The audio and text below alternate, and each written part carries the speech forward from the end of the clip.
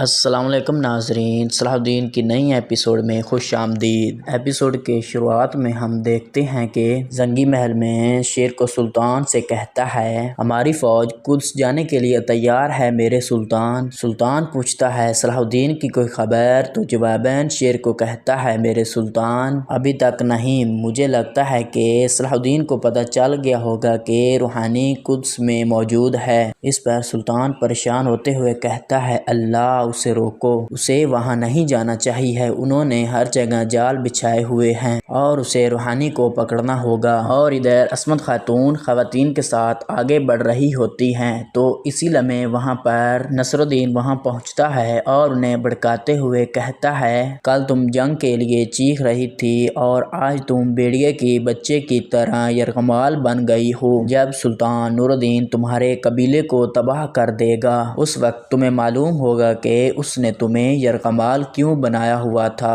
اور وہ سب کو مار ڈالے گا اور ان سے دشمنی کا بدلہ لے گا۔ اس پر عصمت خاتون بولتے ہوئے کہتی ہے کہ اس نے جنگ کو روکنے کے لیے مجھے یرغمال بنایا تھا اور وہ ایسے غداری نہیں کر سکتا۔ تو نصر الدین کہتا ہے فوج تیار ہے، اور جب کہ تم یہ سلوک سہ رہی ہو اور سلطان کی بات کا انتظار کر رہی ہو، وہ پورے قبیلے کے سربراہوں کا سر تمہارے پاس لائے گا اور آپ کے قبیلے کے لوگوں کا بھی سر۔ تو اس پر عصمت خاتون کہتی ہے وہ ایسا نہیں کر سکتا، لیکن نصر الدین مسکراتے ہوئے آگے بڑھ جاتا ہے۔ آگے دیکھتے ہیں کہ صلاح الدین اپنے سپاہیوں کے ساتھ مادریس کے سپاہیوں کے لباس میں قدس میں پہنچ جاتا ہے۔ دروازے پر کھڑے سپاہی کہتے ہیں بادشاہ بادن کا انتقال ہو گیا ہے اور وکٹوریہ نے خود کو ملکہ قرار دے دیا ہے اور ہم مادریس کی طرف سے بات کرنے آئے ہیں۔ تو صلیبی پوچھتا ہے شہزادہ خود کیوں نہیں آیا؟ صلاح الدین بولتا ہے شہزادہ یہاں کیوں آئے گا؟ تو سپاہی کہتا ہے کہ مجھے وہ دستاویزات دکھاؤ جو مادریس نے آپ کے بھیجا ہے۔ تو صلاح الدین ایوبی کہتا ہے کہ کیا تمہیں ہمارے لباس سے معلوم نہیں ہو رہا؟ اور بات سنتے ہی صلیبی سپاہی ان پر تلواریں تان لیتے ہیں۔ مجھے ابھی دستاویزات دکھاؤ، میں اس وقت تم پر یقین نہیں کروں گا جب تک آپ دستاویزات نہیں دکھاتے، ورنہ تم سب کو مار دیا جائے گا۔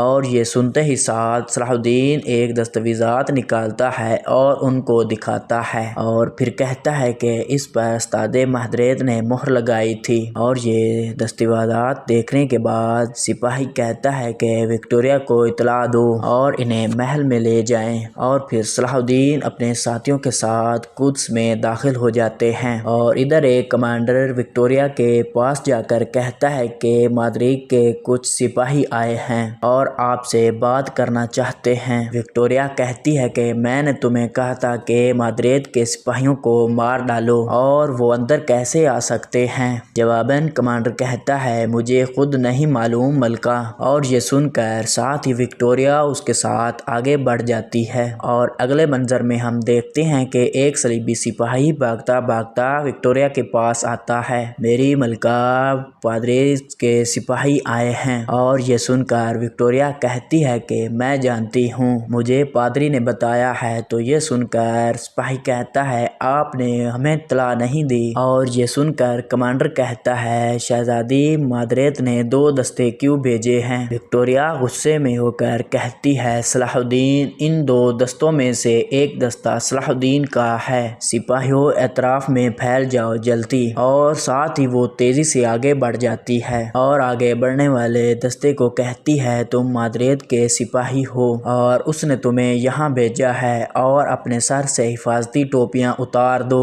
اور یہ سن کر وہ سارے سپاہی ایک دوسرے کی جانب دیکھنے لگ جاتے ہیں، اور وکٹوریہ تلوار نکال کر ایک تن سے ان کی گردن پر رکھ دیتی ہے۔ اور جب وہ ٹوپیاں اتارتے ہیں تو وہ دیکھتی ہے کہ نہ تو صلاح الدین ہوتا ہے اور نہ ہی ان کے سپاہی، اور یہ دیکھ کر وکٹوریہ بھی حیران اور پریشان ہو جاتی ہے۔ اور دوسری طرف صلاح الدین اپنے سپاہیوں کے ساتھ آگے بڑھ رہا ہوتا ہے، وہ اپنے مقام پر پہنچ کر اپنے ساتھ آئے ہوئے صلیبیوں پر ٹوٹ پڑتے ہیں، اور جلد ہی ان سب کا کام تمام کر دیا جاتا ہے۔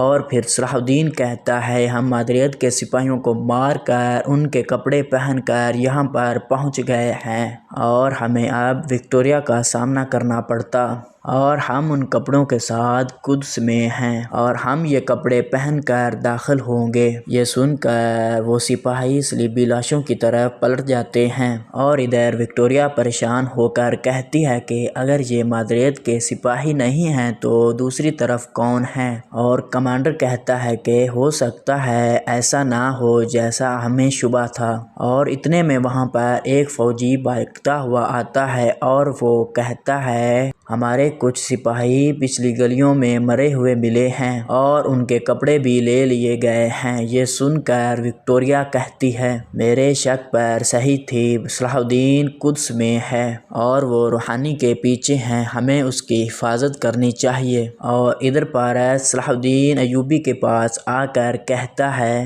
آپ کے حکم کے مطابق میں نے افراتفری مچا دی ہے اور سپاہی بکھر گئے ہیں۔ تو صلاح الدین کہتا ہے ریحانی کے بارے میں کیا ہے اور ہم کیسے معلوم کریں گے کہ وہ کہاں ہے؟ اور صلاح الدین کہتا ہے کہ کیا ہم نے وکٹوریہ کے لیے بلا وجہ خطرے کی گھنٹی بجائی اور زیادہ تر وہ سپاہیوں کو اس جگہ بھیجے گی جہاں پر روحانی رکھے ہوئے ہیں اور ان کی پیروی کریں گے اور تلاش کریں گے کہ روحانی کہاں ہیں، اور پھر سے وہ اپنی اپنی ٹوپیاں پہن کر آگے بڑھ جاتے ہیں۔ اور دوسری طرف محل میں عصمت خاتون کے لیے کھانا لے کر آتی ہے۔ جب وہ کھانا رکھ کر واپس پلٹتی ہے تو عصمت خاتون پیچھے سے ان پر وار کرتی ہے اور پھر وہ اسے بے ہوش کر دیتی ہے اور اسے بے ہوش کر کے کہتی ہے کہ وہ سمجھتے ہیں کہ میرے قبیلوں والوں پر وار کر سکتے ہیں اور ان سب کو مار سکتے ہیں، لیکن وہ میرے ہاتھ باندھ نہیں سکتے، اور چلو اب ان پر حملہ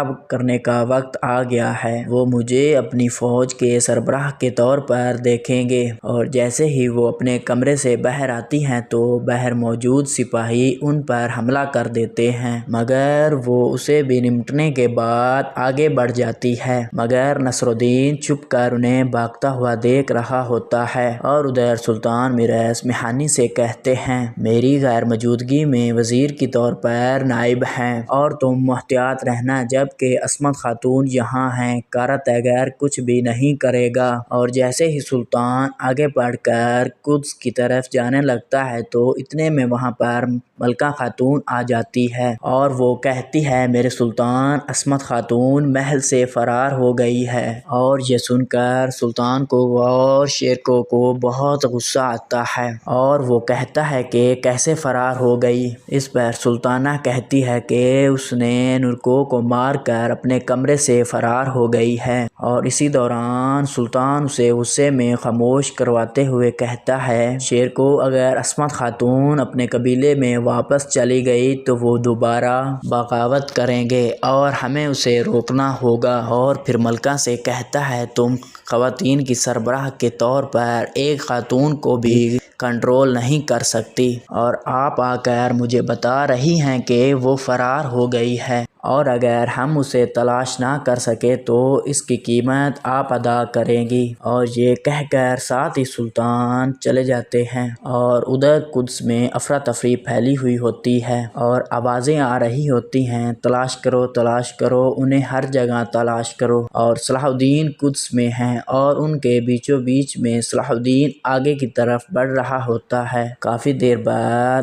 آگے بڑھتے ہوئے دیکھتے ہیں کہ کچھ سپاہی سخت پہرے پر ہیں اور انہیں دیکھتے ہی صلاح الدین کہتا ہے ریحانی اس کمرے میں موجود ہے اور انہوں نے احتیاط کے طور پر پہرا بڑھا دیا ہے تاکہ میحانی کو محفوظ رکھ سکیں، تیار ہو جاؤ اور ہم گھر پر حملہ کر کے ریحانی کو لے جائیں گے۔ جبکہ وکٹوریہ اپنے کمانڈر کے ساتھ بلندی پر کھڑی ہوئی ہوتی ہے اور اسی جانب دیکھتے ہوئے کہتی ہے کہ ہم نے فوجیوں کو گھر کی جانب کھڑا کر دیا ہے لیکن میحانی اس گھر میں نہیں ہے۔ تو کمانڈر پوچھتا ہے آپ نے ایسا کیوں کیا؟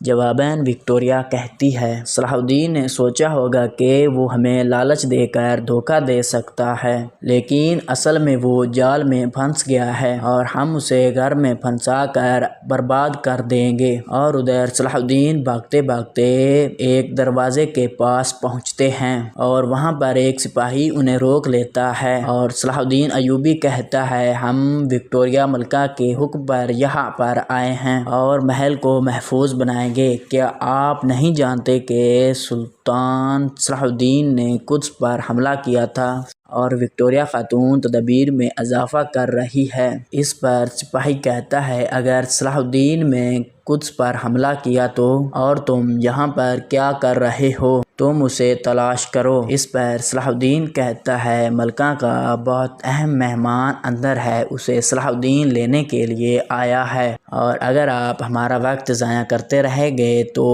وہ جو چاہے گا وہ لے گا، اور اگر تمہیں وہ اپنے کتوں کو کھلائے گی۔ اور یہ سن کر ساتھ ہی سپاہی آگے سے ہٹ جاتا ہے اور صلاح الدین ایوبی اپنے ساتھیوں کے ساتھ اس گھر میں داخل ہو جاتا ہے، اور آگے بڑھتے ہوئے وہ کہتا ہے کہ اس کافر کو ہم پر شک ہو گیا ہے اور ہمارے پاس زیادہ وقت نہیں ہے، وہ بہت جلد آ سکتے ہیں، ہمیں میخانی کو بچانے کے لیے تھوڑا وقت ہے اور ہمیں جلد از جلد تلاش کرنے کی ضرورت ہے۔ اور ساتھ ہی وہ تیزی سے ایک کمرے کے پاس پہنچتے ہیں اور وہاں پر کھڑے سپاہی کو کہتے ہیں کہ صلاح الدین نے قدس پر حملہ کیا ہے، ہمیں ملکہ نے یہاں پر بھیجا ہے کہ مہمان کی حفاظت کرنی ہے، اور وہ کس کمرے میں ہیں؟ تو جواباً سپاہی کہتا ہے اندر داخل ہوں اور دائیں مڑیں، اور وہ جنوبی کمرے میں ہیں، اور ساتھ ہی صلاح الدین اور ان کے سپاہی اس کمرے کی جانب چلے جاتے ہیں۔ ایپیسوڈ کا یہاں پر اختتام ہو جاتا ہے۔ ہماری ویڈیو اچھی لگی ہو تو ویڈیو کو لائک کریں اور ہمارے چینل کو سبسکرائب کریں اور بیل آئیکن پر لازمی کلک کر دیں، اور انشاءاللہ ملتے ہیں اگلی ویڈیو میں۔ تب تک کے لیے اپنا خیال رکھیں۔ اللہ نگہبان۔